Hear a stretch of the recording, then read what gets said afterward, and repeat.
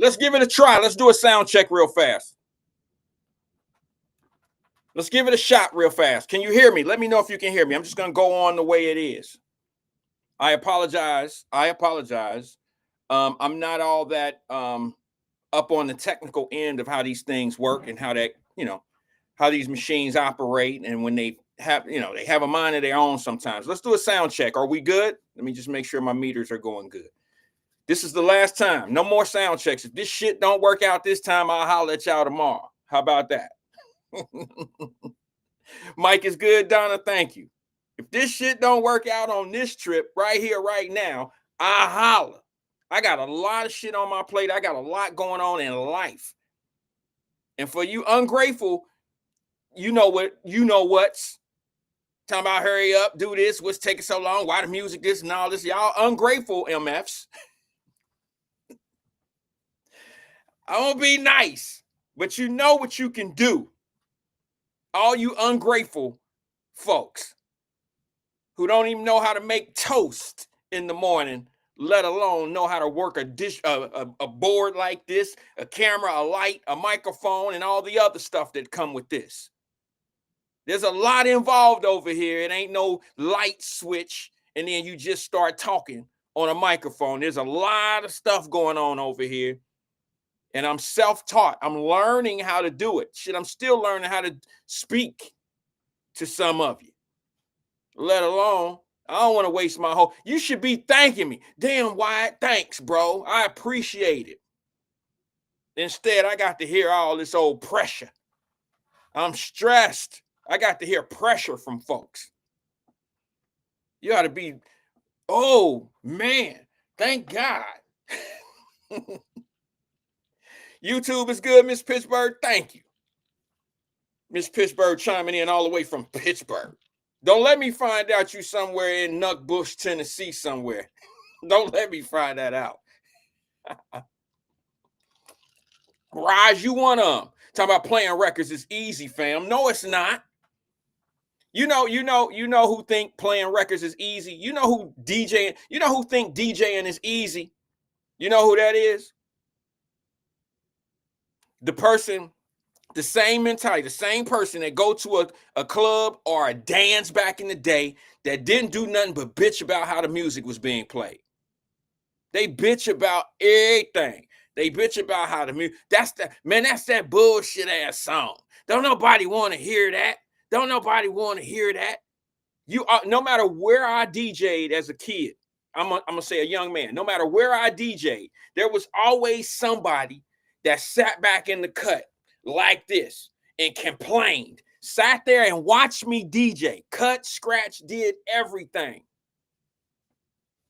and complained the whole time. And I tell them, well, go get your city DJ.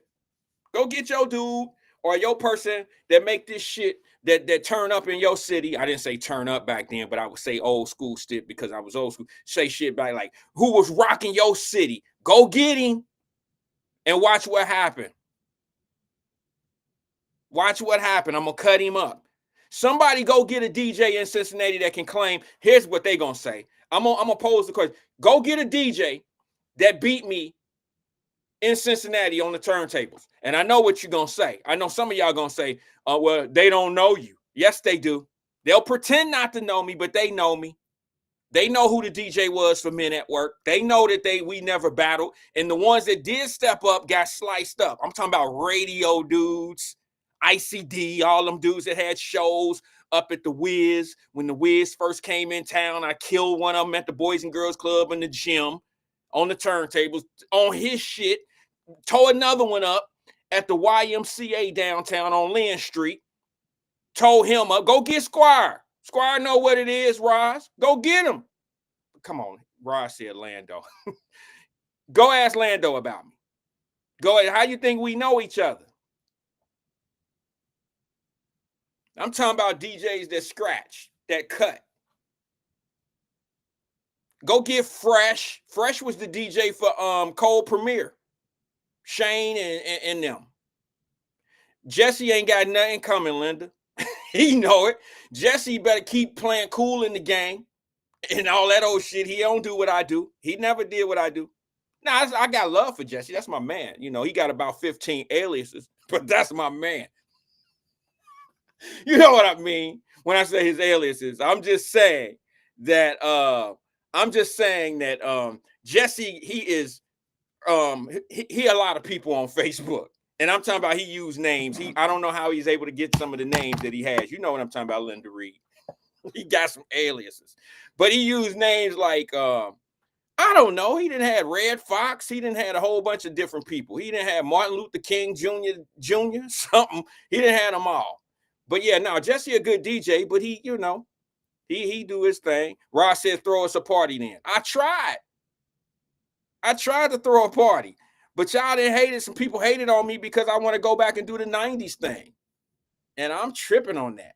Hey, I got a special thing today. I'm glad that you all chimed in on some music. I know it's not going to be a lot of people here because when I start off late, we start out, it end up real slow, but they're going to miss a good one today. They're gonna miss them. They go DV. DV was in cold premiere. Not at the beginning, but they got better when they got you. Donna Varner took cold premiere to another level because cold premiere left the dancing game and got into the singing game. And without Donna Varner, now y'all gotta understand, DV, you might not know this. Shane Sparks is my cousin. All right, Shane is my people, blood. His father and my father are, they brothers. See what I'm saying? Like blood, they real brother.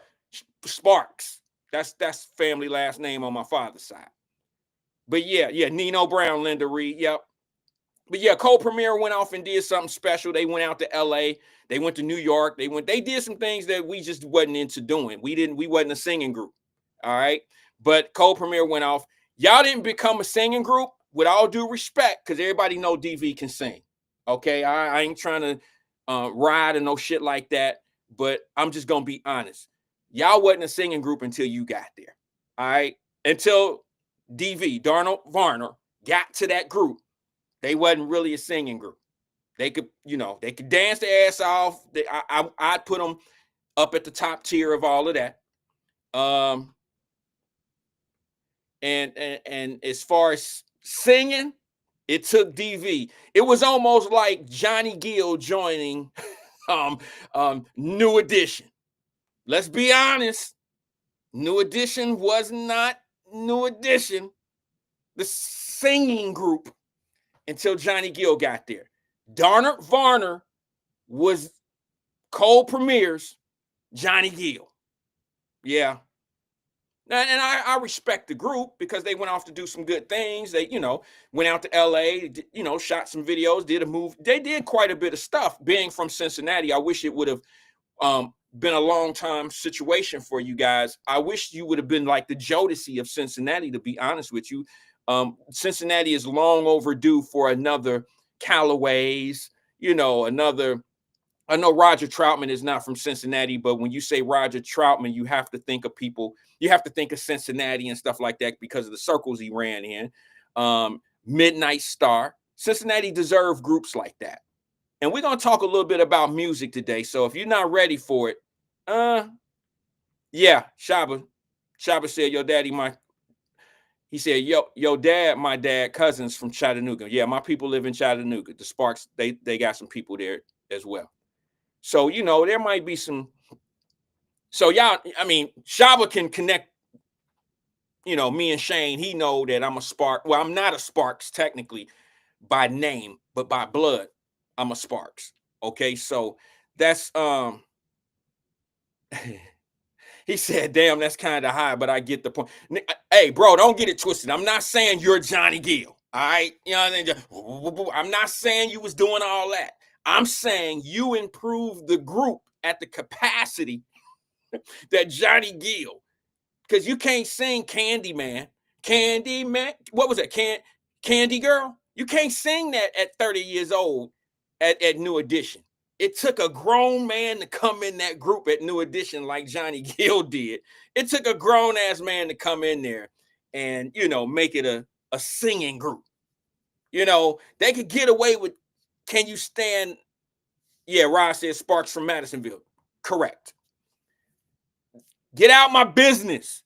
But yes, yes, that's how Mama Birch know us. And Mama Birch is a Callaway. Okay. Anybody that know the real shit of Cincinnati and who was running shit back in the days, you know, the connections of people, everybody know that it was Callaways, Sparks, it was you know, I ain't gonna say too many names, but y'all know Wests, them type of names. Those were the people in the city that was doing different things. That was really, I really don't. It's not a flex to be honest with you because, nah, it ain't no flex. But y'all, some of y'all know what it really is. All right, but it's cool.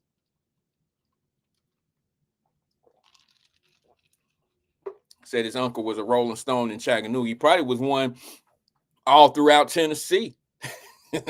Chattanooga is small. I'm sure Unc got out a little bit past them city lines. I'm pretty sure of that. But yeah, that's what it is, yo. Um, Let me just say this. I appreciate everyone for coming in today. We starting late. I had some things at the house going on here, a little bit of trouble, if you want to call it that. I have a stopped out Alvin and Stan. Yeah, the West. Everybody know. But anyway, had a plumber come out, and you know how they tell you that window of time frame that they're going to come out to the house. Well, they always come at the worst time of that time frame for me.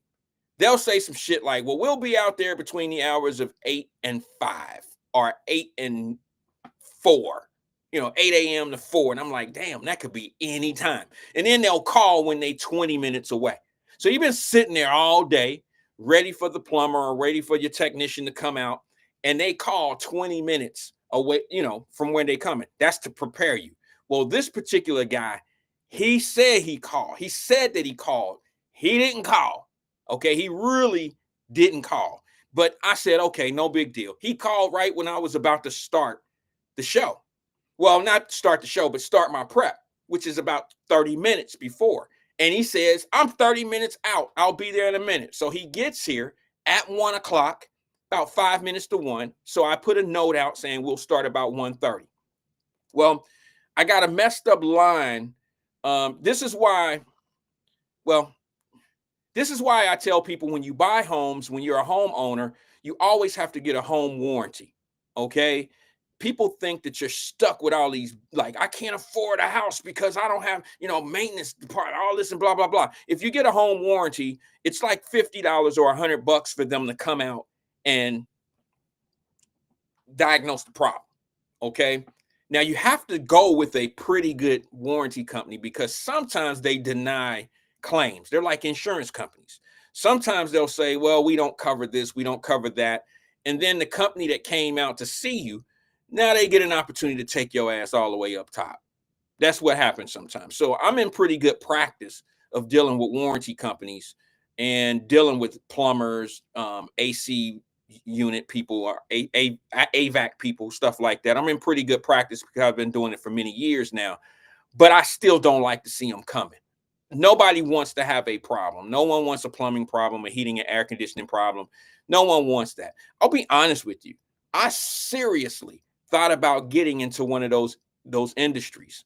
Um, because I always, throw out a lot of money on that shit, and it seems to be very simple. Um, Linda Evans said Gary Sparks just passed. When?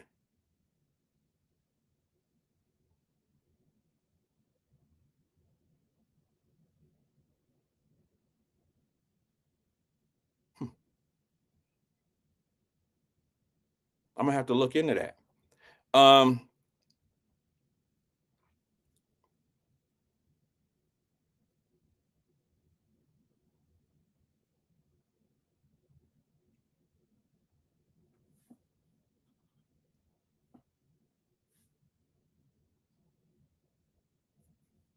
Give me a sec.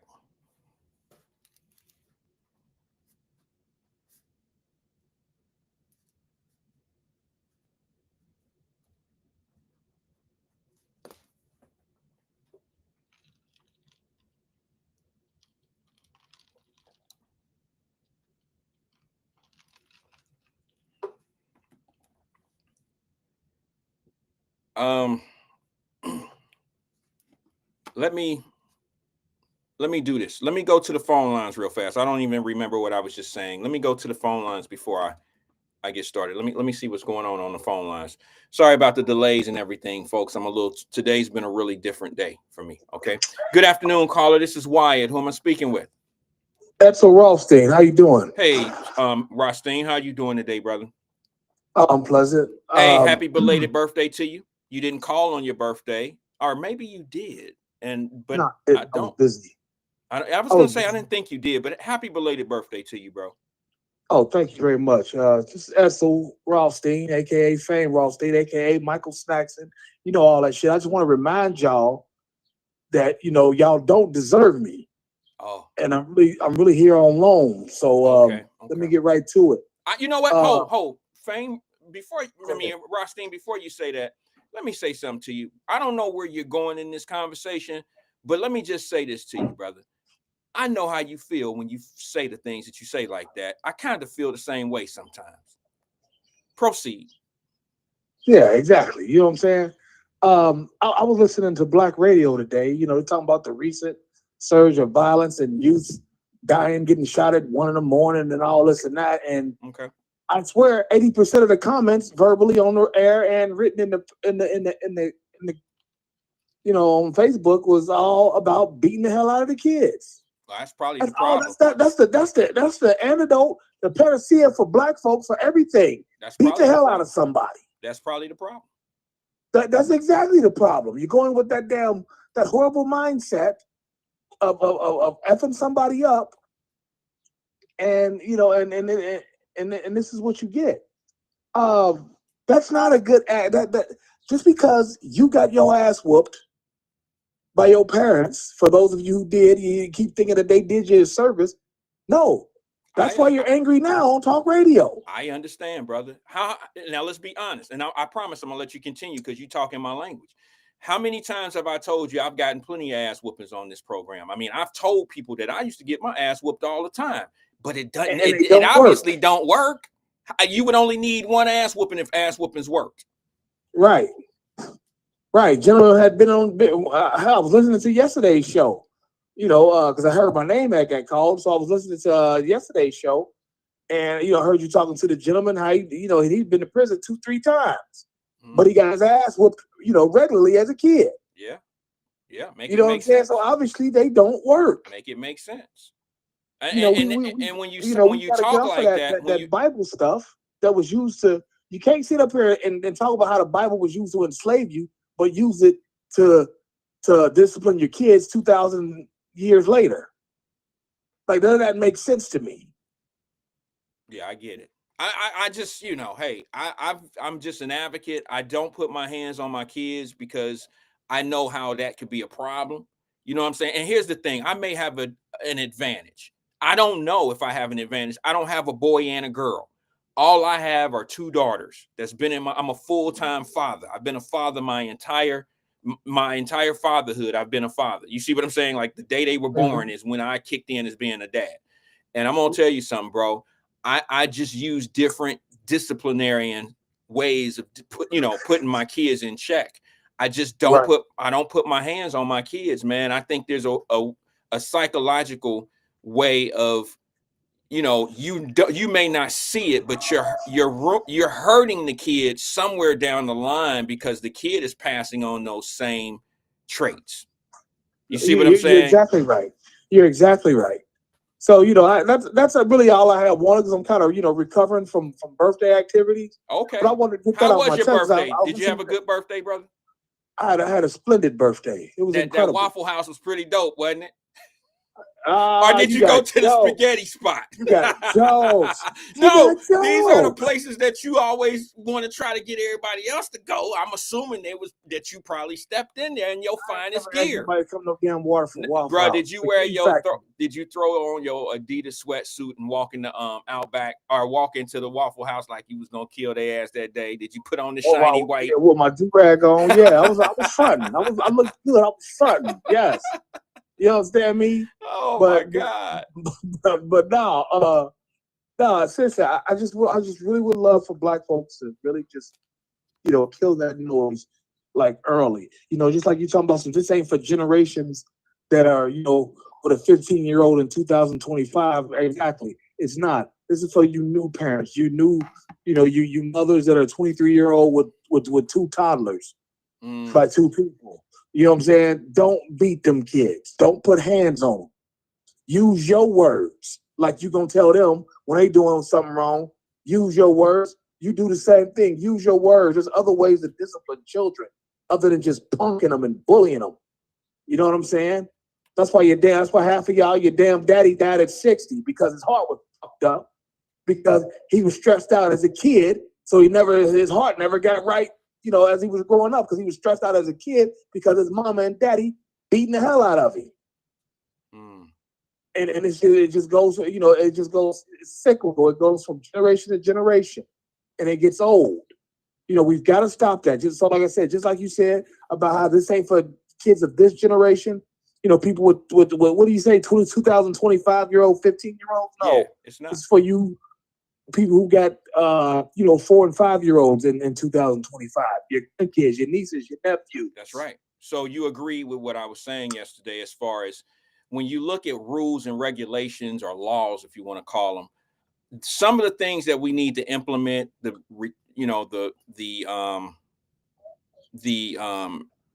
sorry guys, I'm a little rattled. Hey, Fame, I'm a little rattled, bro. Someone just told me that's Gary Sparks Jr., which is my brother. They're saying just passed away. Okay. Your blood brother? Nah, yeah, we have the same dad.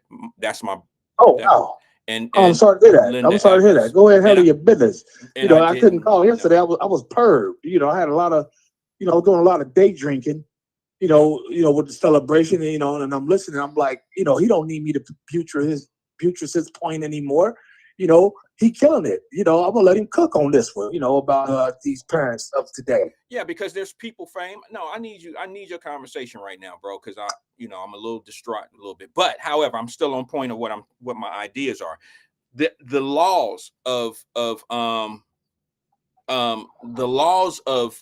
truancy and what is it? Damn, bro, I am really fucked up right now. The laws of truancy, the laws of kids staying out late and things of that nature. It may not be for the 2025 parent, okay, to be able to enforce that on. They may not pay the $100 ticket, $150 ticket. But what we have to do is our younger girls that are coming up, this has to be a deterrent for them. Because when you look at, okay, when younger people are looking at, like my daughters, let me just use my daughters as an example. I can tell you how I know my wife and I have done a pretty good job with these girls is because they think frames ahead before they make moves.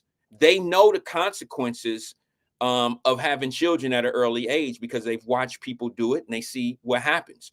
They know the consequences of having things before they're really, really ready for it because it hurts their long-term goals. You see what I'm saying? So if you watch children evaluate their life, you can listen to them and make better. You can watch them make better decisions because they have a better understanding of the consequences.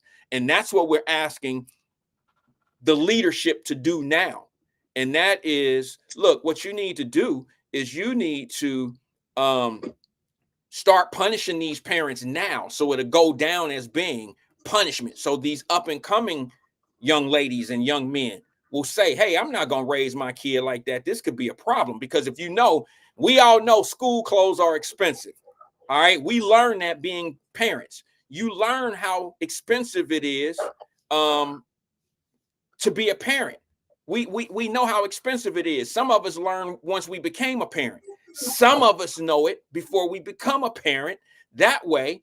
And that's sort of like what kids should be thinking about before they get into this parenthood thing. I mean, you see what I'm saying, bro? So if we lay these deterrents down now to the younger generation, they'll start having children and they might have a little bit difference of parenting skills. You understand what I'm saying? Go ahead, Fame. Go ahead, bro. No, I'm just, well, you're right. You're 100% right. Don't get it twisted. You're 100% right. But I'm more of the opinion that they, and don't give them no little punk ass slap on the wrist, $150 fine, $230 fine. Lock the parent up, make them spend a weekend in jail, have to miss work, and have to burn up some PTO. They'll come home and start laying down the law. Right. Start letting their kids know, like, hey, man, this is these are the shit you're doing causing serious consequences to me. But Fame, let me just tell you one thing that's a pain in the ass, and I've been talking about this on this program for some time now, brother, and that is when you look at our school systems, if you look at how heavy the salaries are of some of the people, not the teachers, but the executives, and they're in these failing school systems, bro, that should wake up a lot of people. If you look at Baltimore right now, that lady just received the superintendent just received a raise, and the community is fighting for her when she has probably the worst district in the United States of America. Why are you fighting for someone that's failing your district? Because I'm gonna tell you why. And it's not necessarily that. Hold on, your complaints are legit, okay? But the reason why they get so much money is because it's a state-issued professional license. Therefore, you get bigger in it through education and certifications. So as long as you're doing that, they're going to always get paid. But she makes you more. Understand? And there's no way. And there's really no way around that because it's more about. Okay. Good. I'm sorry. Okay, but do you think a person like that deserves to make twice as much as the governor of the state? I mean, you can look at money, but you also got to count the dollars that ain't green. And the governor, he walks around with handsome security. So does she. For his family. That teacher does not have the iota of the security that the governor has. Not a teacher. Wherever she is, the state superintendent. Okay, so you think that person, her security ain't shit compared to the governor's detail, right? And if you're doing a job where your life is on the lines, because obviously, if you need security, your life is threatened, right? You would think that person would make hella money. You would think that they would have a hazardous pay, that they would make the $500,000 or $600,000 a year to do that. But when you have a superintendent, there's a lot of for the governor. He's gonna get a lot more perks than a state superintendent. I mean, hell, if he don't like the taxes, he can just cut them himself. Yeah, well, he just fix his damn self. You know what I'm saying? I mean, you get a lot of power with that. Just because I guess the premise of my conversation in that area, bro, is there's a lot of reward for failure. Do you understand what I'm saying? There's a lot of reward for failure, and we need to look at that because our kids are not being educated in the right. I mean, they're just not being educated in the right direction. They're being tolerated and moved on to the next grade. And some of them can't even read and write, to be honest with you, bro. And they're graduating and they're moving on because the schools are just trying to get them out, just trying to move. Well, again, that's the parents, like the lady was trying to say on daytime radio. That's really the parents because the school just ends up warehousing them if they're not coming to school with the mentality of I got to do this to to pass, get on to the next level, and go through the next phase of my life, get this education. So, if that isn't instilled with them, you just got a person that you're warehousing for since 8th or 9th grade. I agree. You know what I'm saying? So yeah, it's totally the parents that whatnot. We keep want to blame kids. Like I always say, people get bad at it. What do I always say on this show, Wyatt and Emmanuel? That black children are the only kids that are expected to be fully polished adults by the time they're in middle school. We don't let kids just be kids. You know what I'm saying? But that comes a lot. That comes going on. I'm sorry. No, I apologize. I think on that point, I think it has a lot to do. It goes back to parenting as well. I think kids could be beautiful. A lot of them, majority are beautiful kids. It's just you can tell the ones that do the most. The ones that do the most have the least of structure at home. That's just how it works. It's not that way in all cases, but the majority, and I mean high majority that's usually what's going on, bro. It's just sad. It's sad to see. Right. And everybody who likes to brag about, how they parents whooped them and, they grew up to be a decent adult, got a job, this and that. Yeah, you also, but you don't talk about how you also saw your dad slap your mom around. You don't talk about how your dad's got another family on the other side of town. All that shows a part of it too. You don't talk about that. You just want to cherry pick the good stuff that you can do to fuck up kids. Here's what I say. Beating the hell out of them. Here's what I say. I'll be honest with you. I agree with some of that. I don't know about the other families and shit like that. I think that does happen in some cases. But Fame, I think you have a point. There's a point to be said about people who walk around talking about I got whoopings, that's why I turned out great. All right. I just beg to differ of that. I think you were going to be great regardless if you got whoopings or not. I just think that you have it in you to be what you are. Your mama didn't make you special because you got ass whoopings. That's just my opinion. I think you were going to make good decisions because, number one, you probably feared the disappointment of your parent more so than you feared an ass whooping. We all feared an ass whooping, a whooping. But I think the letdown of my mother was more fearful to me than any whooping. Because like I say at Fame, and I got to keep repeating, I got plenty of whoopings in my life. I didn't fear a whooping. Nobody wanted one, but a whooping wasn't a deterrent for me. All right. As I got a little older, when my mother couldn't whoop me anymore, I got to a point in life where it was like, okay, I don't want to disappoint my mother. My kids will tell you to this day, Fame, I never got a whooping because I didn't want my dad to get me. Okay. They know they're getting me. I never had to put my hands on my kids. So when they say my dad to get me, they know that I would be disappointed. That don't mean I ain't never punished them. Punishing is not capital punishment. You know what I'm saying? Not physical punishment. I've always disciplined my kids. I've been able to put things in their life that I can remove. And that led to disciplining them a certain way. And it builds a value. It builds a value, things that you can put in people's lives and kids' lives and that you can remove it because they value it, then they take care of it a little bit different. And that's just, we all have different ways of parenting. And I just chose not to do the slapping and all that shit. If I flinched at my kids, they wouldn't move because they know I ain't about to throw no punch. Right. There's some parents on here right now that if they did some shit like that to their kid, a 23-year-old dude will damn near break his neck getting out his mama's way because he knows she about to punch the shit out of him.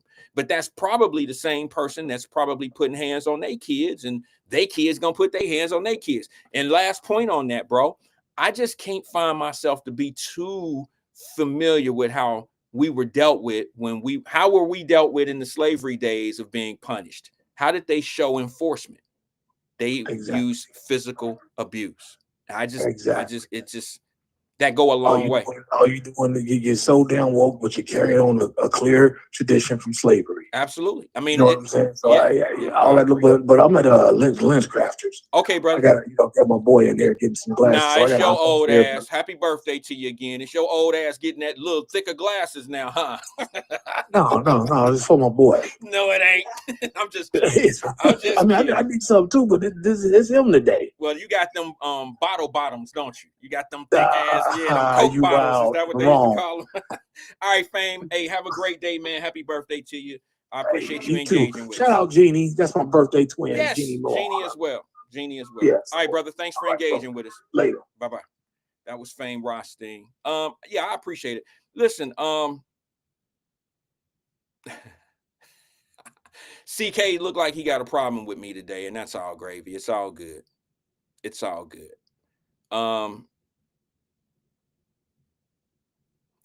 I just, I got whoopings.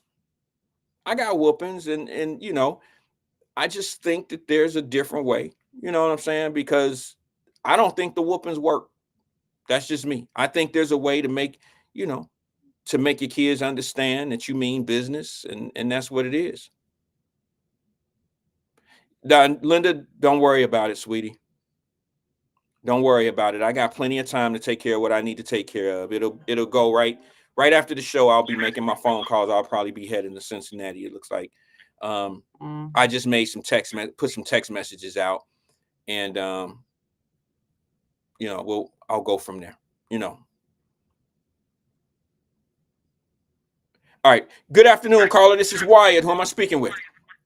Hey, Mr. Randall Wyatt, this is CK, Cincinnati King, checking in with you, man. I just got off the phone with your platform, and I heard you talking to Mr. Don't Beat Your Kids. Yes, Fame was here. I don't know about if he's. Oh, yeah, okay. Don't beat your kids. Okay. What's on your Yeah. mind, CK? I called you. I couldn't call fast enough. I vehemently disagree with you. I like you must whoop your kids' ass. You know Okay. what I mean? I mean hands, feet, elbows, and knees. I'm telling you. Now I understand you not beating your children because you have daughters. Yes, daughters. Yeah, that's a little touchy. Okay, but if you got boys, you must whoop their ass. You know, I still got marks on me, my body from getting my ass whooped as a kid. I mean, Wow. you must learn that. If you know don't start none, won't be none. Let me ask you a You question, know what I CK. mean? Can I ask you a question Hmm. about that? I know Yes, that's your sir. opinion, and I'm not mad at you for your opinion. I'm not mad at your opinion, but I do have a question about that. Do you Okay. do you think whoopings work? Yes, yeah, no, without a doubt, sir. Okay. Your Because you answer, must no, we your stopped answer, your beating our kids. Listen, sir, we okay. stopped beating the kids and they started having sex with them. That's where they went wrong. Remember when they was beating the kids? What? Then we had a productive society. Once they started sexually abusing the kids, that's when we turned into what we got today, mutiny. Okay. See, now You know, they say you see the kids are having, I mean, the teachers are having sex with the children when they go to school, if you notice. So remember, they used to have corporal punishment, Mr. Wyatt. So now they took out the beatings and they started having sexual relations with the kid. okay. That's where it went in I think reverse. that was different. I think sexual abuse was going on while the beatings was happening. Without the beatings, I think that's a different issue. No, no, but it fluctuated when you took the beatings out, I Wyatt. don't think that has That's anything to. when, oh my God. Well, first of all, Please, CK, please address. let me ask you a question. You said Okay. your answer to the first part of the question was yes. You said you believe that whoopings work. Okay.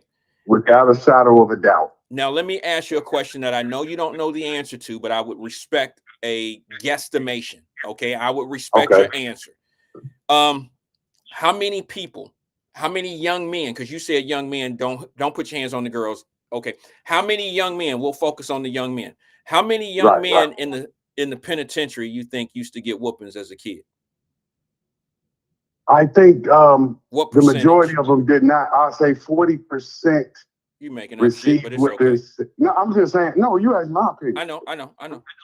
Yeah, yeah. You said I'm making up here. How I'm gonna make up my own opinion? I'm gonna give you a thoughtful No. process. You You said got to do 40, the you calculation. said 40%, but that's cool. I mean, so 40% of men that's in jail. Remember, the ass whooping stopped.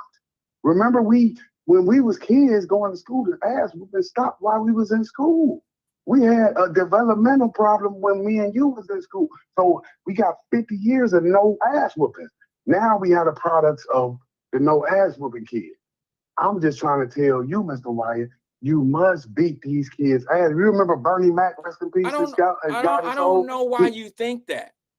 Are you Because suggesting? remember, Are you he wait a minute? said, Hold on. Are remember you Bernie Mac said, "I'll bust your head to the white meat." That's the generation me and you come from. Yeah, I remember hearing Downtown that. mama's whooping ass. Remember, if you got your ass whooped by a downtown mama, that means you know what real pain feel like. Okay. They don't whoop ass like Then normal people. okay, They whoop. I got you making your point. I understand the point you're trying to make. Okay. The point you're trying to make is ass whoopings mean that your kids will turn out what kind of way? They're going to be successful in life, right? Because they had that discipline at home of getting a whooping. That's basically what you're saying, right? No, sir, we must do the right thing as parents. And the Right. right thing is instilling discipline, sir. I want you to be Installing clear, sir. Be fear. clear. Hold Installing on, be clear fear. when I hold on, but you need to let me address the ass whooping. Okay. You don't just beat on your kids. Some Okay. people do. The standing in the corner don't work. The taking the PlayStation don't work. Oh, you gonna this 1-2 to the jaw gonna work. Bam, Okay. bam. Okay. That's how you get through to a young kid. I beat my kids, my step kids, until they was old enough to start whooping my ass. You know what I And mean? you know why they You start whooping instill your self ass? defense. You know why they start whooping your ass? Because you was whooping their Mm-hmm. ass. And now what do you have? A house whooping ass party going on. Dysfunctional Right, ass right, whooping. That's what you have because of how you started that fire. And right. that's the conflict resolution. Right. Yeah, you're right. That's right. But it's wrong. That's not conflict resolution. Beating ass is not the way you solve a problem because you're teaching them to do the same thing that you're doing to them. So now what is he gonna do? He gonna beat his stepkid's ass. He gonna beat his kid's ass. They are just gonna be ass beating all over the place. And now we're gonna be out in the streets fighting and all this ass beating. A lot of the kids that you see today that act a fool, it's ridiculous to think that they have never gotten their ass beat. It's a prime example of what ass beating actually does sometimes. It initiates physical contact and conflict resolution comes in of fighting. Now, I'm not suggesting that. Hello, Mr. Wyatt? Yeah, are you there? Yeah, there. Go ahead. Messed up on. Oh, the phone went out. Okay, but I was talking. I'm sorry. I don't know if you heard me or not, but I'm just saying that look at your situation. You just said that you beat your kids until they were able to beat you. Yes, sir. Okay. Sees a problem. You don't see the problem. You don't see a problem there. Yeah, you have to do the master of self-defense, sir. You have to teach them how to protect themselves. Okay, so it's because ass whooping. Eventually, when you give them that discipline, they would eventually know how to protect themselves. You don't want them to grow up so soft. So let's just say you beating their ass so they'll know how to protect themselves later on in life.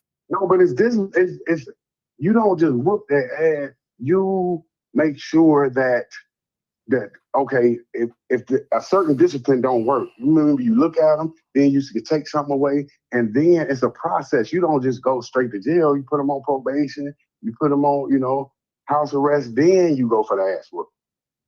See what I mean? But I'm saying, as a man, you can't. We got a lot of softies coming out. The Obama administration. Remember, they promoted the Rainbow Coalition, the Foodie organization. So you're saying that ass whoopings toughens our kids up. There we go. There we go, Wyatt. Okay. And it toughens them up for what? No, we have to be this. We have to have integrity. We have to know right from wrong. So then you don't have all these people up in Walmart or on Carnival Cruise Line fighting. You have to teach discipline from the home. So get the ass whoopers in the house so you don't have to get your ass whooped in the street. I can tell you one thing right now. All the people you just described, all the people on Carnival Cruise Line acting a fool, fighting and doing all that shit they doing on the Carnival Cruise Line and all that, they all used to get their ass beat when they were little. You used to get your ass whooped when you was little. You are not fighting on Carnival. Sir, you are the product of your mama beating your ass, so you're not violent now. No. You learn not to whoop nobody's ass as a grown man because your mama beat your ass as a kid. No, that's not true. You proved my point. That's not true. Like I told you, bro, the same people that used to get ass whoopings probably would be as successful or whatever you want to call it, regular people as they are today, even if they didn't. It doesn't make sense. Look at the math. You are one person, 100%. So if you're not whooping nobody's ass, that means it works. That means it doesn't make you a violent person. Okay, so now let me. What? Say that again. You got beat. You got your ass beat as a child, and you grew up not to whoop ass. So I'm telling you, it worked. Your mama discipline made you a better man. Okay. That's why you don't abuse people now. Okay. Because you learn from your mama. I think you just made my point a little bit. We're kind of in the middle on this, okay? Because if you want to use me as an example, go ahead. I'm saying that I got ass whoopings and I did okay in life. I turned out okay. Okay. But it wasn't the ass kicking that made me turn out okay, because I got more than one. They didn't work. If it would have worked, I would have only got one ass kicking, right? But now let's use not one. You don't need one. You need multiple. One is not enough to learn. Exactly. You're missing my point. You got to keep. You got to keep getting your ass. Bro. Take time to listen on this one, okay? Yes, sir. If the ass kicking worked, I would have only had one in my life because I would have been scared to death. I would have been scared of getting multiples that you're talking about. All right. And then I can also show you that I have a family that I don't do ass kicking, and they're just as productive and probably going to be more productive than I am in society. Because they was raised by a man that got his ass. No, because they raised by a man that didn't whoop their ass. No, but he learned that from his raising. You learned to be a genius from going through your pain. Don't you understand that it's not about the ass kicking? The ass kicking, the ass beating is just a tool that you think is necessary in order to get through to your kids. When I'm showing you that I don't do ass kicking and I still got through to my kids. So your point, you're trying to say your mama grew up. You're But trying, but I got it on both ends. You only have one example. You can only say that the ass kickings work because of look at me. Okay. But I'm telling you, look at the ass kickings that don't work. Yeah, I got a bunch of ass kickings, but my kids didn't get ass kickings, but they're just as productive, if not going to be better productive than I am. Because I'm saying you can now be a man beating on women's daughters. That's Being a man is not being physically abusive to people. Being a man is someone that you have people have so much love for you that they don't want to disappoint you. A man is, I mean, do you really think that that kids look up to you because they know that you can hurt them? That's exactly why they do it. No, that's exactly why they end up running away from you, bro. No. Listen, that's exactly why they end up beating their women and beating other people around them, and they get in fights and all that. It's one thing to get in. Usually your kid is fighting somebody at school that usually is physical. Like if I had like my daughters never really had fights at school because they wasn't around people. They wasn't around physical abusive people, and then they shared that lifestyle with other people as well. So that was never really a problem for them. But like I went to Washburn and I knew that I had to fight. You see what I'm saying? Because usually it was two little kids that used to get their ass whooped. My mama whooped my ass, his mama whooped his ass, and we'd be at Washburn whooping each other's asses.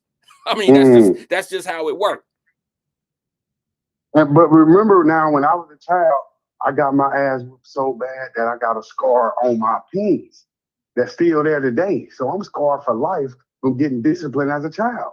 Yeah, probably so. So do you understand what that does to you psychologically? No, I don't. I really don't. Tell me. That's what I'm trying to say. It makes you get yourself together. Like, listen. No, it don't. No. Listen, sir. I'm a bad child. You were a good. What you did is extraordinary. I'm not a. I wasn't a good kid. I'm telling you, I wasn't a good kid. I deserve these ass whoopings. Okay. That's what I'm telling you about me. That's all I'm saying about me. But what I'm saying to you is you don't get it. I'm gonna say I deserve them in the way that you're talking about how people discipline their kids. I probably deserve those ass whoopings, okay? But what I'm telling you is there were other ways that I could have been dealt with. I probably wouldn't have been as hyped up and as wanting to fight when I left the house and deal with other things too. Like I probably would have been a different kid if I wouldn't have got certain things done to me. But I want you need to get this through to your brain. Really listen to me, sir. Everything happened, man. Nothing happened that wasn't supposed to happen. So everything that you went through you wouldn't change a thing. You don't take away all them ass whoopers for one ass whooping. No, you needed all of them to be the man you are today. Don't take away 38 ass whoopers for one. No, you needed all 38 of them to shape you up, to make you right. You talking about one ass, that don't make sense. You got to keep getting your ass whooped. That's how you learn how to fight.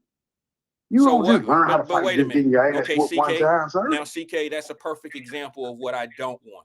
I don't want my kids to learn how to fight, not street fight. All right. So what's the point in knowing how to? Who wants to walk through life saying I can fight? Other than a boxer, you have to be able. That's what I'm trying to tell you, sir. Fighting is not the way that you should solve these problems. That's why you got all these kids out here shooting and all this old shit now. No, you have to stay ready so you don't have to get ready, Mr. CK, Wyatt. You stay in tip-top shape so if somebody run up on you, you can handle yourself, sir. I appreciate your call today, bro. I really do. Thanks for engaging with us, man. I gotta go. I'll holler at you, bro. It ain't sinking in today. Listen, folks, I'm not trying to be that guy that look down. I don't look down on people that whoop their kids. I just know deep down inside from an ass-kicking place that I've come from, it's not necessary. It's not necessary. I'm not saying that you don't grab your kid sometime or whatever, put them in place or something like that. But beating a kid is not necessary. If you have to beat your children, then it's probably something wrong with your parenting skills. Unfortunately, beating kids and being physical to kids have been such a normal in your life. It's a normal dysfunction that you have created in your mind as being, this is how I deal with my issues. This is how I'm going to deal with you.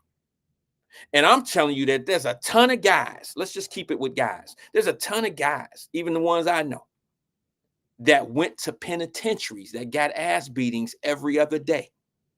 It didn't work. They still went off the penitentiary. And they still did the things that they were going to do. And sometimes those ass whoopings toughen them up, like CK says, and it makes it tougher for them to deal with different issues. And like, listen, man, I remember when I was in New Orleans, man, and this is the most embarrassing thing I've ever done in my life. And I'm ashamed to even say I've done it. It ain't the worst thing I've ever done, but it's certainly on the top 10. Okay.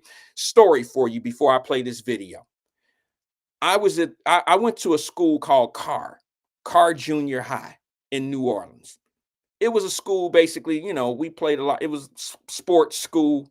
It was almost like, it wasn't a private school, it was a public school, but it was like Moeller, where we had, anybody that lives in Louisiana, I don't care where in Louisiana, the state, you knew about Carr Junior High, you knew about Carr High School, all right, because we were notorious for winning state at basketball, baseball, football. Played in the Superdome in New Orleans back in the day. We were good like that. Well, it was a mixture of kids. It was probably 80% white, 10% black, 5% other, and then, all that old shit. We were probably only 10% of the school, but we were all pretty much athletes. Well, it was a football game week. You know how everybody at school prepping for football Friday night football.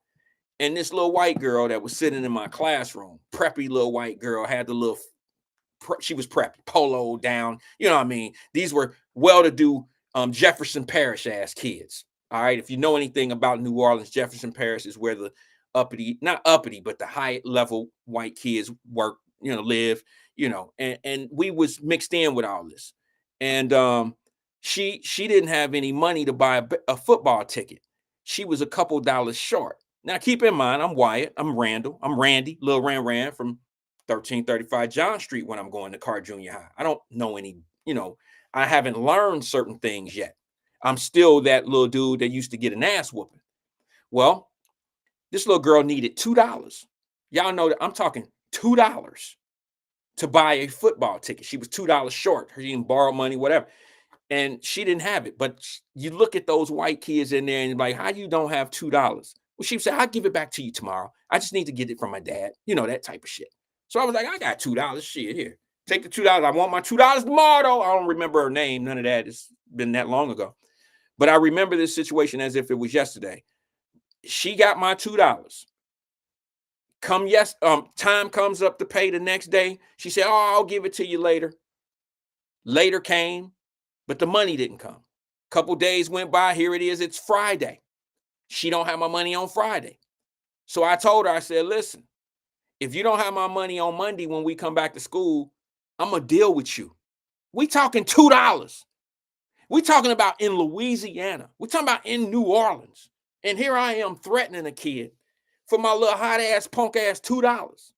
So I don't know this. I'm just a grown man now explaining to you how ridiculous this is. Come Monday, she don't have my money. So after school, I'm going to the bus stop. We had to ride like metros to school because I lived in a different area. So I had to ride a bus. It's almost like going from the Fay downtown and then going to school at Withrow, something like that. It was like a transfer of the bus downtown. We rode the bus downtown New Orleans, transferred to another bus, hit our neighborhood. I get to the bus stop and she's there. And I said, where's my money? Where's my, like she owed me 2 racks or something. I came at her like gangster. Where's my money? Where my motherfucking money? I don't have it. I told you. And before she could tell me one more word, I smacked the shit out of her in her mouth. I'm so ashamed of it, but that's the way I've seen things my entire life, all the way up to that moment. I didn't see women say something and somebody, my mother, and get smacked in the mouth. Now, keep in mind, what am I, 14, 13 at this time, 13 or 14? I'm only passing on the way I know how to deal with shit. I didn't tell her, give me $1 today and we'll work out some shit. I didn't do all of that. What I did is I went the physical route. And this little girl had braces. I smacked the shit out of her because that's what I knew. And I'm not proud of this. I'm not proud of it at all. It's probably the only time I've ever put my hands on on a girl, but I'm 12 or 13 years old. I'm probably about 13 years old. I don't know. This is what I do because this is what I've known, but you ain't gonna bullshit me over my money. You know what I'm saying? And I got in trouble, but I didn't get in trouble because I had a fertilizer. I had a fertilizer as a, what do they call those? Not the principal, but the vice principal. So this is a true story. The next day, here's the thing. Check this out. I smack her and I'm like, I want my money. And I got to run. So it looked like I made this hit and then I ran because the bus was coming down the street. So I hit and here come the bus. And my partner, Don Franklin, was with me. That's the one I told you who got shot and killed in New Orleans. My best friend, shot and killed by the police. Don was like, Ran, here come the bus. So instead of me talking my way through what I did to this young lady, I had to run like I was running away from the scene of the situation, which I wasn't. I just know if I miss this bus, I got to walk. I got to walk to Jefferson. I got to walk home. And you ain't doing that. You're not walking from Carr Junior High all the way out to the banks where we lived. You're not going to do that. So I had to run to catch the bus. And this little girl had her mouth covered up like this. And the next day I go to school, I get called to the principal's office.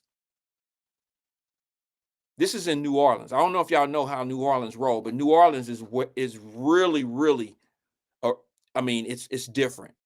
It's different when it comes down to race relations. All right. I get to the office and they pass me to a vice principal. I don't remember his name. I can remember his face, but he sits me in the office and he asks me, Mr. Wyatt, did you have an encounter with this young lady and blah, blah. The little girl wasn't in the office. He just called me in. And I sat down. I was so sure that I was right about what I did and how I handled this situation. I sat my little ass down and told the truth about everything. I sat it down because it was a black man and I felt like the vice principal, I forgot to tell you this, the vice principal was black. Okay. And I just felt like I felt so comfortable with him being in there. I just sat down at the table, at the desk, and told him the truth. Told him everything, point for point. While we was in class, I gave her $2 to go to the game so she can go to the football game. I gave her the $2. She slow rolled me on the money. She never let me have the money. I gave her $2. She kept telling me she was going to bring it. She kept pushing me away. She acted like, and when I hit her, I forgot to tell y'all, I was every in and everything in the world. See what I'm saying? So I had no problem doing what I did after I did it because I listened to her you nigga, as I was running out, you fucking nigger, you a nigger. And she's screaming and hollering at her friends, nigga, that nigga hit her. Oh, call the nigga hit her. All that. I was all that. So I felt like, hell, I told the vice principal, yeah, I did it. I did it. I wasn't backing down on what I did. I didn't even feel bad about it at that time. You know what this fertilizer said? He sat me down, and some of y'all gonna agree with him because y'all still think this way. This man sat me down and looked at me, shook his head, smiled, little chicker laugh a little bit, and said, don't ever let that happen again. Get out of my office. That's the punishment that I got. That's the punishment that I received for smacking a little white girl in the mouth that owed me $2. I went to the principal's office. Now, let's be fair. Chances are if a little white boy had smacked a little black girl and he had to go to the principal's office, unless the whole city of New Orleans, Baton Rouge, like if, Jefferson Parish was coming down or some shit down there, on a march or something, chances are a white principal probably would have never done anything to a white kid that may have smacked a black girl. So maybe this black vice principal was thinking, well, you know how it go around here. See what I'm saying? But honestly, I got away with it because I was dealing with a black principal. The vice principal was black and he shook his head. He you know how people kind of hold back from laughing and smiling and shit. I mean, I was honest about everything. I was honest about it all. And I said, yeah, I hit her and then I had to run. I had to catch the bus, man, because the next bus, they don't come for like 3 hours. And I can't wait. I had to get, he was so shocked that I told him the truth about everything. But I think he was probably okay. Now, he let me out of his office with a smack on the hand, no pun intended. And that was the way I dealt with that situation. And I had no discipline. And the reason why I dealt with it that way is because I can walk away from a loss today, but I should have been able to walk away from a loss back then as well, because that same situation, if it happens today, there could be some problems. See what I'm saying? And let's take the color out of it. Let's just take the abuse that I passed on. And that's what you see in kids today. That's what you see. You see them being these situations that they running into authority figures and they just acting out. And then you got the authoritarian, the first step authoritarian figures, which is the parents, thinking it's okay. I see it every day. I seen it in Cincinnati on a little thing that was going on with the schools. I seen a parent go on YouTube, not YouTube, but go on social media, Facebook or one of them, and go crazy about how their kids being disciplined up at West High. And you're talking about hall monitors and principals having the hardest job in the world, keeping bad kids in order. And then you got parents at home that's making it tough for the disciplinarian people to hold down disciplinary acts like suspensions and shit like that. You got parents taking cell phones and videos up to public schools, putting it in these hall monitors' faces, talking about the principals ain't shit and they treating the kids so bad and this and this and that. And then when you ask them, well, what did your kid do? See what I'm saying? It's the same shit I did. And it's like, wait a minute, you don't think your child is wrong for doing that? Well, he ain't got to do all that with my baby. He ain't got to do all that. But you whoop your kid's ass at home. And now you passing that physical and that abusive ass way of living off to your child. And now your child out here dealing with us. My mother did me the same way, folks. I don't know if I should even be this honest about shit, but that's what you get when you get me. My mother did me the same way. She was dealing with shit. She dealt with dudes putting hands on her. My discipline was getting hands put on me. And that's just how shit trickles down. And we see it as being normal. We know it's not normal to put hands on a woman. We know it's not normal.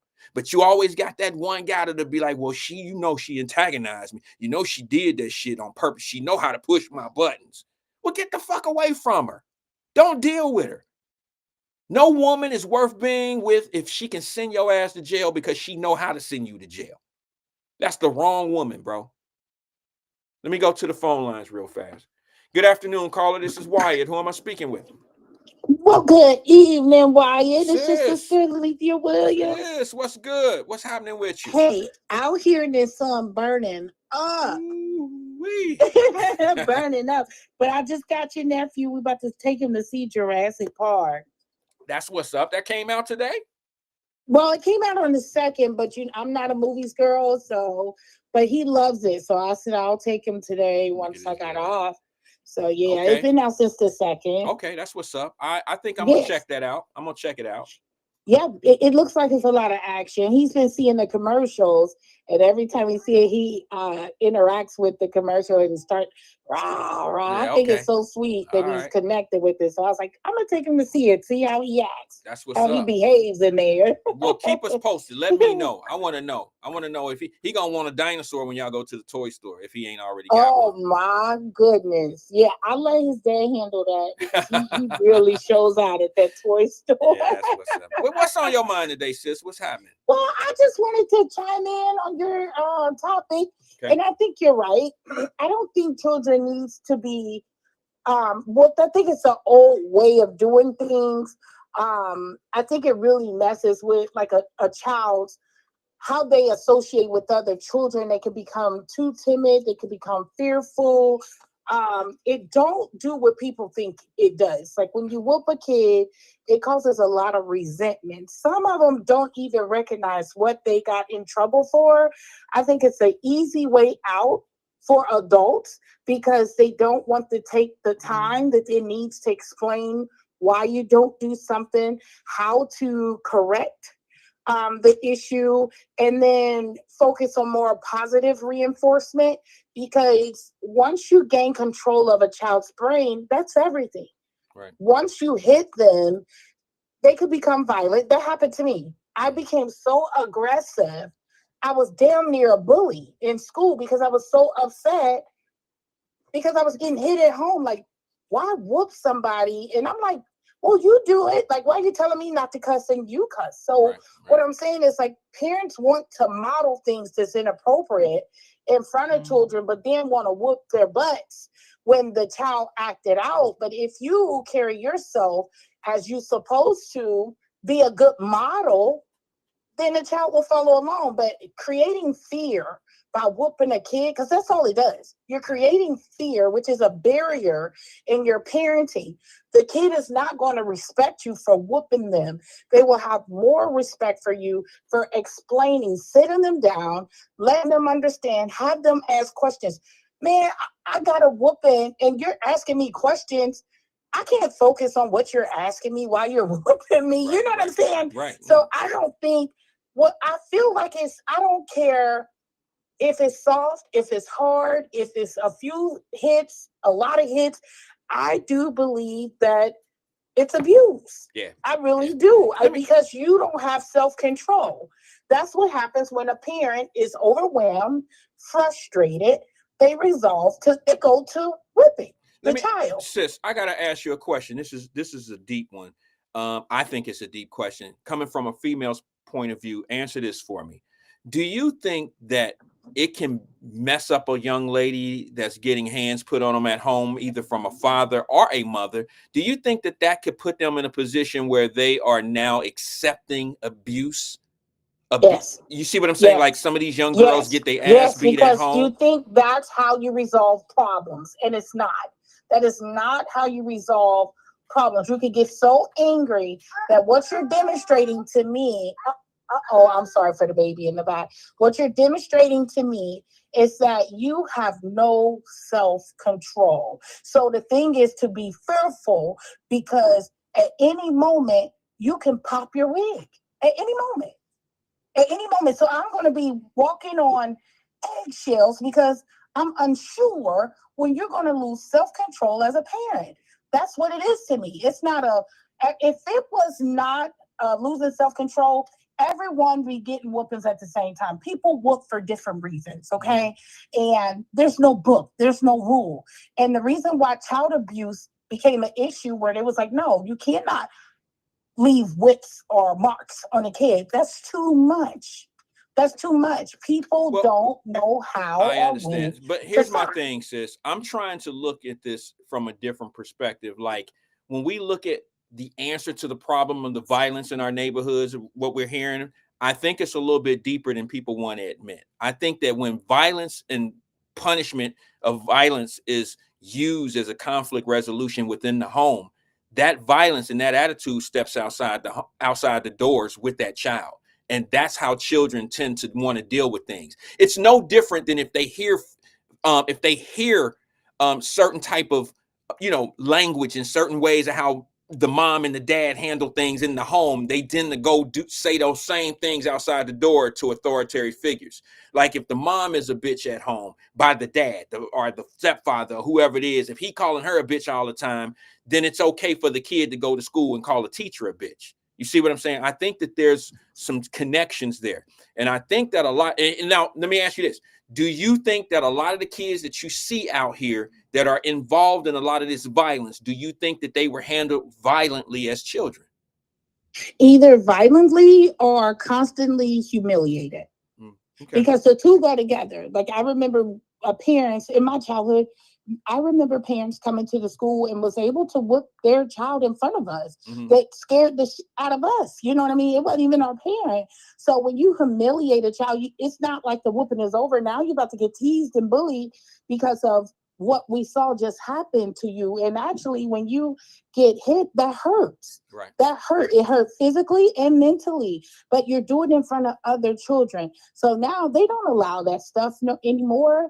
It's for a reason. Let me tell you something. You're causing PTSD for people. So let me tell you something. No. You're on point. I just wanted you reminded me of something. I went to Sands Montessori downtown, right there by Stanley Road, right?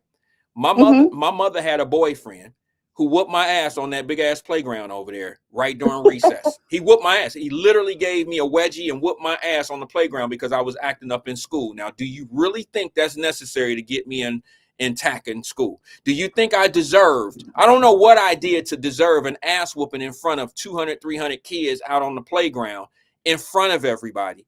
I don't know what I did, but a man to put his hands on me like that with my mother there, my mother to the day she died regretted her allowing that to happen to me. She went to her grave.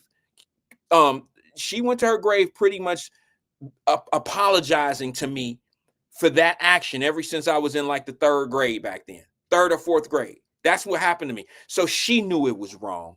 She knew that it played a big part of how I see things even to this day. All right. So I don't know if people really realize that just because you whooped your child and it was mission accomplished right now in your mind, I don't know if you know how that shit carries on to kids. And I know that there's people that get ass whoopings and they think that's what made them do right.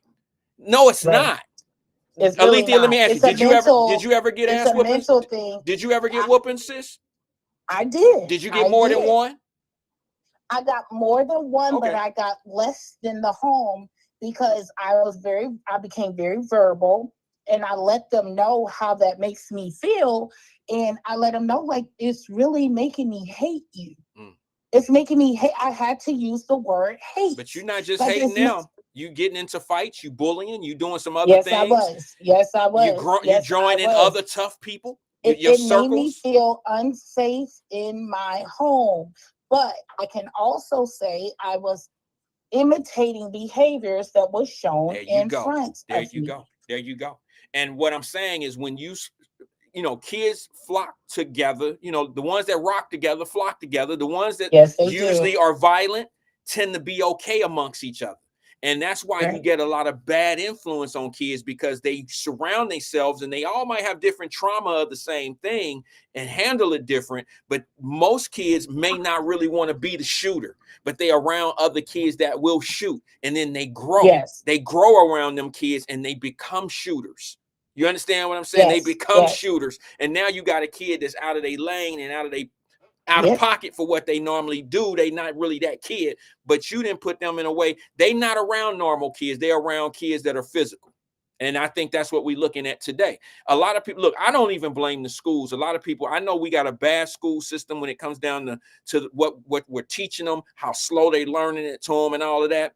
But I'm just going to be honest with y'all. All of that physical stuff and that stuff, why kids gravitate to nonsense is because they usually come from nonsense. You might think that you disciplining your kid and putting hands on them all the time work. It really don't work, because I just I go to this point right here, sis. I always say, well, how many whoopings did you get as a kid? And I remember this one last thing, kid. I remember when black folks used to laugh at white folks because white folks never put their hands on. Remember them days when they would be like, bro, y'all putting motherfucker on timeout? Who the fuck do timeout? Don't nobody do no timeout. You know what I'm saying? Y'all need to whoop them kids.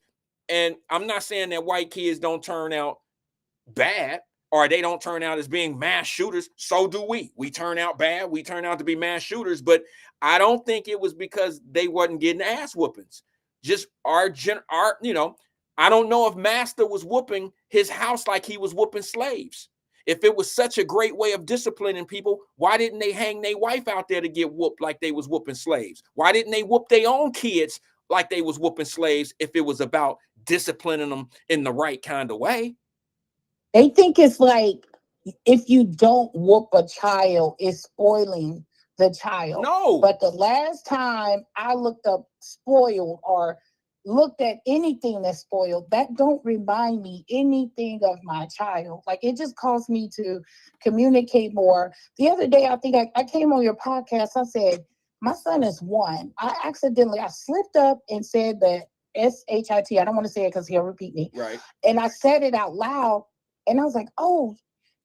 And he repeated me. I said, no, don't you? And he just looked at me. And I said, you know what? This is a me problem. Yeah, you said it. Yeah, I created that. Like, that's right. Why get on him when I should have had a little bit more control and know he's in the room, he will repeat you, and I'm just taking advantage of the situation, thinking he's too young, but no, his brain is activated and I'm the problem. Right. I was literally the problem. I could not believe that he repeated me, but it's on me. Sis, half of our problems can be solved if we just do some self-checking. Like you just did. Self-check. And there's nothing wrong with saying I'm not perfect, but I'm under construction at all times. Absolutely. All right, sis, I got to run up out of Okay. here. I appreciate All you. right. Much love to Nothing you, but and love. I'll see you at the party. I'm hoping I can get there. I told you I got to my schedule's been rearranged. I'm moving my daughter in the Okay. first of the month. So let me Okay. get that time frame. Let me get that schedule again. Let me see if I can make it. I'll get up to Cincinnati. I just Okay. found out my brother passed, so I got to see what that schedule look like as Okay. well. Okay. And I'll check on you later about that as well. Okay. So, Thanks, sis. okay. Talk We'll to be you. praying for you. All right. Bye-bye. Bye-bye. Thanks for engaging with us. Let me show this one video right here, and then I got to get up out of here. I want to show you this mother who went to the school and said, I got my kid. I got my kid. Preston says abuse is one thing and discipline is another thing. I don't know. I don't know. I mean, I get what you're saying, okay? What I'm saying to you is there's a certain way that you can abuse your kids without even doing physical. You can punish them, take things away from them, and do it unnecessarily, and you're pretty much punishing, you're abusing this kid because of your power. All right. So there's truth to what you say. Abuse is one thing, discipline is another. I just don't think that you need physical to discipline a child. I just don't believe in that. I don't think that there's anything wrong with people that do it. I don't look down on it. I just don't know if you truly understand. I don't know if you truly understand how that rides with that kid. Because let me just say this to you. What you're doing is basically doing the same thing that a bully would do to your child.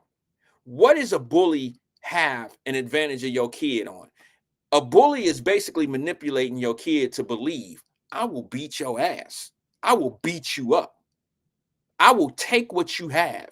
That's a fear that your child is fearing this bully of a physical altercation with this bully. That's what he's feared. That's what he's scared of. So why would you want that same fear of your child? Why would you, as a parent, want your kid to fear you like he would or she would a bully? You trying to tell me you can't figure out another way to get your kid to do what needs to be done? And then when you do what you do by beating the kid or disciplining the kid physically, all you're doing is teaching that kid how to do the same thing. And I guarantee you, your grandkid's going to get their ass beat. Just how I feel about it. And if you look, all we got to do, for those that think that guys sitting in the penitentiary are sitting there because they mamas didn't whoop their ass, I beg to differ with you. I guarantee you them little dudes was getting their ass kicked by their parent, mama or daddy or auntie or, grandma. Somebody was going to get a switch. They were getting a switch put to their ass just like you were. It didn't work. It probably added a little bit of problem to them. I would have never put my hands on that little girl in New Orleans unless that's the way I knew how to deal with it. I would have never did that. If I knew a better way to deal with that problem, and we ask our kids, see this, it goes to this right here, and then I'm gonna play this little clip real fast. It goes to this right here. Little boys don't even want to get exactly. Davis Denise says beating little boys immaculates them, and makes them, oh shit, I lost it. Rebel further. Do you know that has a lot to do with why people choose to use a gun? We don't have a gun problem. We have a moral problem. We have a conflict resolution problem. You can put 15 guns in my house, no matter how angry my daughter becomes, no matter how angry my daughter, either one of them become, their conflict resolution is not going to be grab a gun. They probably would end up getting hurt if somebody broke into the house and they had a choice of grabbing a gun. They probably wouldn't even squeeze the trigger. But if you it's like the little kids that were 2 years old that was hitting the police in that video we played a couple years ago. The reason why they hitting the police and all that old shit is because they hear what mama talking about, they uncles and all, fuck the police, all that old shit. They hear it at 2 years old. So they have a disrespect for the police. Police ain't said nothing to them little boys. Them little boys seen them. These are kids outside in Pampers. Remember that video we played? They're outside sitting in Pampers. Police come in, walk up to them, and they walk up to the police and hitting them. That's a taught behavior. They see that shit in their home, putting hands on the police. That's a taught behavior. And I can guarantee you, I don't know if I should throw these guarantees out like this, but I'm heavily opinionated when it comes to this issue here.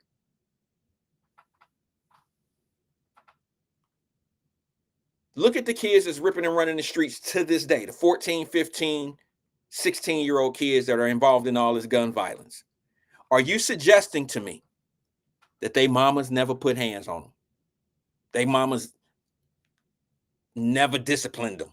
Never, not only that, mom probably treated them with that type of discipline, which is wrong, physical abuse, mental abuse, and then left them for us.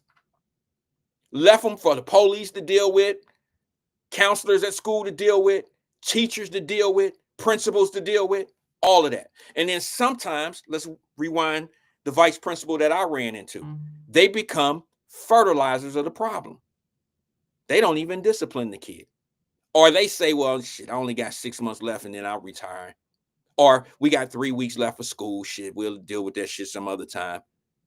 Or our enrollment is down in school anyway, so, we can't kick these kids out.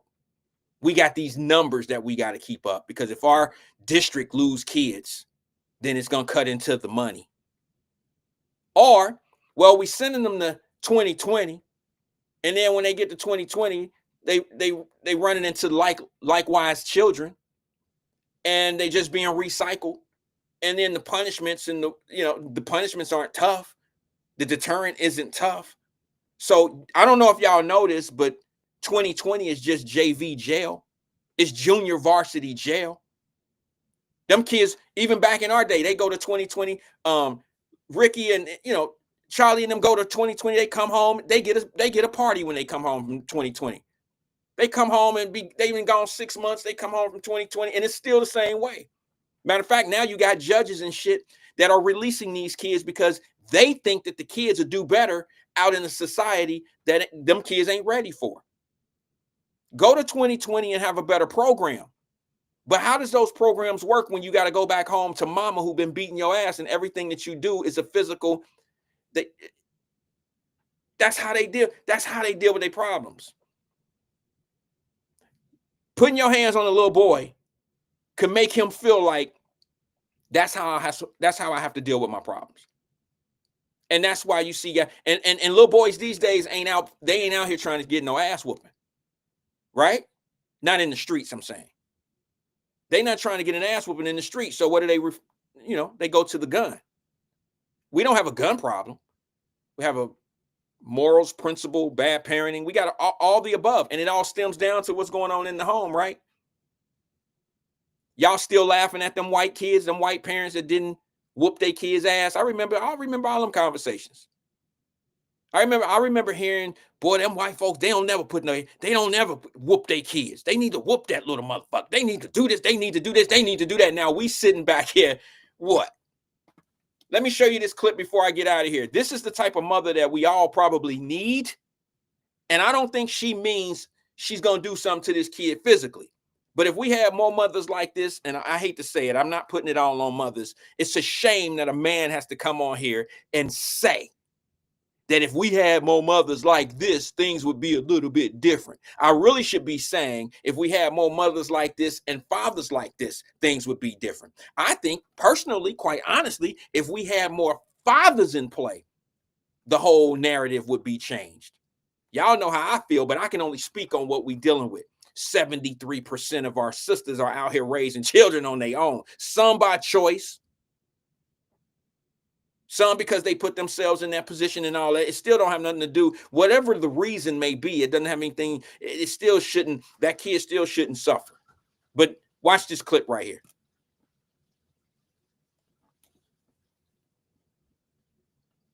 It's older. Some of you probably already seen it, but check it out. Yes, I know what he did last year, but this is a new year.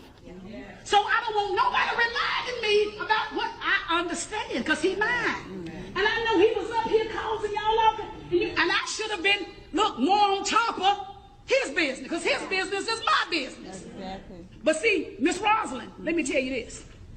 The teachers, first of all, we ain't gonna be in no just any kind of classes. Everything that he's gonna be in is gonna go toward, hopefully, he may be going to the military, he may be going to a 4-year college, but I don't want him in no basket weaving classes. Okay. Okay?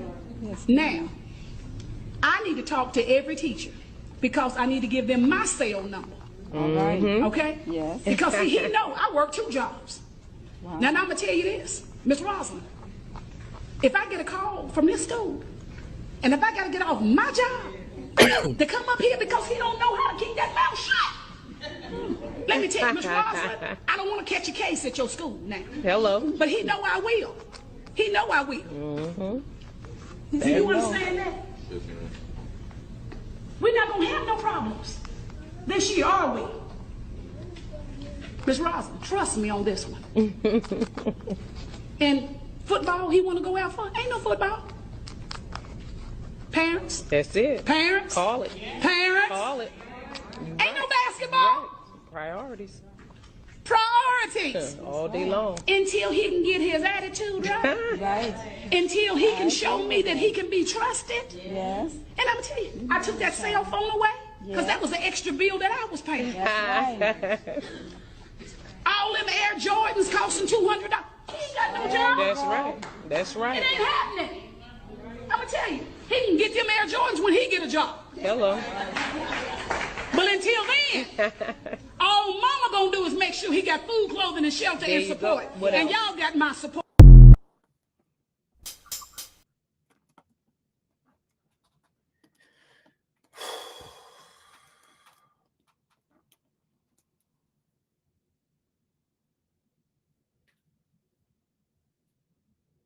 Basically, what I'm trying to say in this particular case is this. The mother has nothing, she's not talking about any type of physical abuse of this kid. It's the things that she's holding back. He can't play football. He ain't getting no Jordans. The luxuries in life now, we're not doing that. We're not doing that. Hey, Fame, I hear you. I hear you. But you got to understand, no one's perfect. That no one's perfect. You know, I would rather her do what she just did. Set that standard for that young man versus bringing him in there, whooping him on the stage, you know, getting a whooping at the high school or at the elementary school like I did. I would rather him be dealt with like that, because what she's doing is she's talking to his teachers. She's telling them right in front of them, I got him. This is my responsibility. This is what I'm going to do. This is what we got going on. Here's my cell phone number. Some might say, well, why didn't she do that at the parent-teacher conference? Maybe that's how they do it. I don't know. All I'm saying to you is she's involved in her kid's life with the right people. The school, the people at the school, the teachers, the faculty. And in my mind, I think that's what it takes. I don't think it takes all this physical, and I think you're passing on all that physical abuse. I think these kids look at ways of dealing with things physically. And I know it's such a normal thing for a lot of parents to think that whooping your kid is just serving its one purpose. But I think there's many things involved when you start putting hands on kids. I think a lot of them become, not all, but a lot of the kids that you see that are violent come from whooping and whooping and that type of stuff. That's just my opinion. Wyatt, Fame said, Wyatt, nobody is perfect, but is all this necessary? This is it. I'm about to get up out of here. But is all this necessary to hold him in front like a slave auction? That's not what he was doing. I don't believe that. I think she was at the school in front of the faculty, teachers, and principals. I think that's what that was. She laid it out, Vernon said, but she probably should never have been buying him $200 Jordans to begin with. No need to buy him something that expensive and that someone will kill him over. That's a good opinion. But my thing is, you know, you got to learn how to work your rewards. See, we all know how to work the punishment, but sometimes the things that you give children, you bear gifts. I've never given, let me just be honest and tell y'all something. I've never in my life given my daughters money for good grades. Like, you know how you be like, oh, I'll give you $10 for every A, $5 for every A, or whatever. I've never done that. Why am I trying to bribe my kids to do what they're supposed to be doing already? See what I'm saying? Why? I mean, I'm expecting you to get A's, B's. I'm not going to reward you for doing something you're supposed to do. Who does that? CK called me and always want to say things like, no, we need to prop you up because of what you do. You propping me up for being a father? You telling me how great I am because I'm a dad in a kid's life? I'm only doing what I'm supposed to do. I'd rather you use that energy, and instead of praising somebody for doing what they're supposed to do, why don't you use that energy to kind of help somebody that needs some help in the lane of accountability and how they could be better at being a parent? I don't need the accolade. I don't need the compliments. I don't need that. I'll do that on my own. See what I'm saying? I don't need you to tell me you're great because you do what you're supposed to do. That's a low bar to me. I'd rather you tell somebody who really needs some help to, you know, how you can help, how they can be helped. That's just how I feel about it. Vernon Jordan said she laid it out. Oh, wait a minute. I read that one. Denise Davis, excuse me. She said, I wonder why we don't let such harmful, hateful people around to co-parent. I hear you. Linda Reed said, that's my daughter with her son. She's active. That's what I'm talking about. So that's a local lady in Cincinnati. I didn't know that. That's an older video too. Alethea says, these parents curse out their kids, surprise the kids, curse them out. And when they get older, it's a buildup of tension. Okay.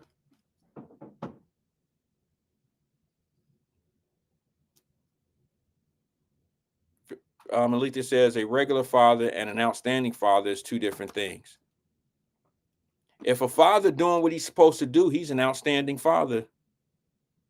Upstanding father. I'm sorry. Upstanding father. It's two different things. Well, you know, I don't take the word father lightly. I don't take the word mother lightly. I really don't. So I think that if a man is doing what he's supposed to do, then he will, I think he's an upstanding father. Hey, I got to get out of here. There's some things I got to take care of. Peace and love to everybody, man. I'll catch you guys on the next one right here tomorrow at 1:00. Peace. World, no, this is my show. Now that I've schooled you and put you up on a school posse or mossy, solo group, take it in stride. It's an inside, top secret, heavy. My apologies. I'll at you. This is MC Light. This is MC Light. Move open in the PM. Windows tinted, they can't see in. They know it's me though, MC Light, she's bigger than Bolo. Gusto, I got so much so you could have some, you just got to lay low. Do as I say so and don't try to fess. Do what you wanna, just clean up the mess. I'm here, kicking in the rear. Rhymes and rhymes and rhymes, I got to spare. Act like you know, the things that I do just ain't for show. This is my living, so I am giving everything I got, if not a lot more. For the people, for the buyers, for all of those that seem to wanna try her. MC Light, take in your Benzie box. What can I say? Hey, thanks a lot, cause I flip and trip and do all that good shit. That's why the brothers, they can't get off my tip. They know whose show this is. Whose show is this?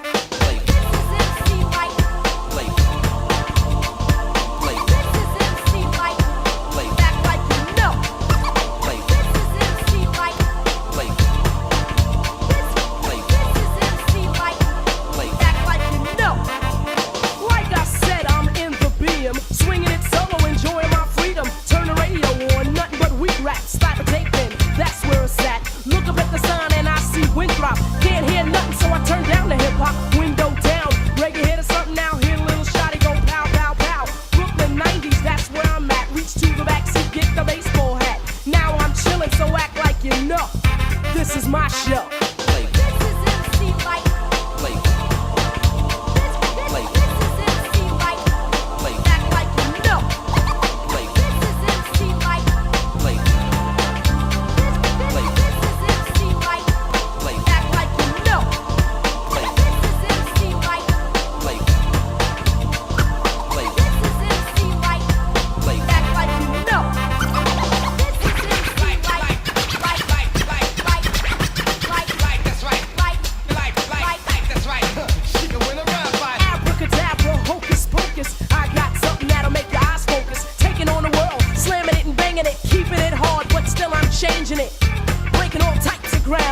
Here comes Wolf and Epic with the new sound. They get the job done.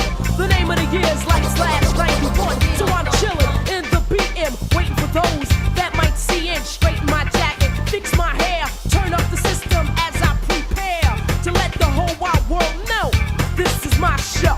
Now that I've schooled you and put you up on a school posse or mossy solo group, take it in stride. It's an inside, top secret, heavy duty type of thing that I'm swinging. I got the key to success, but I won't press. I'm sure that I can relieve you of the stress if you admit and just permit me to go for mine and drop a line and exit. So just agree with me and simply act